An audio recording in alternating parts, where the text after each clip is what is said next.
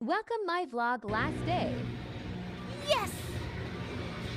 At for today's video guys, yan nga yan guys no, dahil nga ay unang timplada yan ng aking buhok, lagyan ng cream, yan nga po yung una, kaya waiting tayo niyan at paano alam ko at matagal din matapos dahil alam ko naman na ilang beses na ako nakapag-ribbon dahil itong buhok ko ito ay pinaka problemang number 1 sa akin at yan. Shout out kay Kuya Jerson, no? Magaling mag-ribbon. Ayan nga. Nabanlawan na po yan at ginawang dry na lang po yan para sa pangalawang creamer.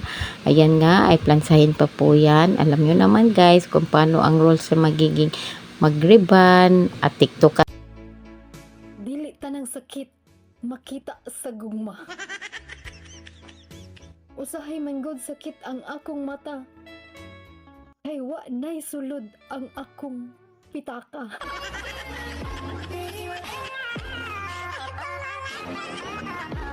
Taga-asa ka!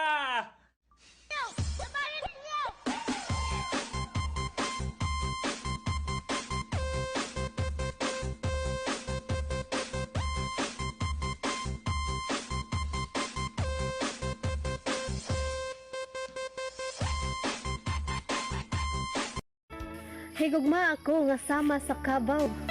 Kay daruhon tika. Gabi iman o adlaw. Ang bawat tao ay may kanya-kanyang pinagdadaanan, kaya't huwag maliitin ang kanilang pagsisikap. Ang tunay na lakas ay nasa pagpapakita ng malasakit at paggalang.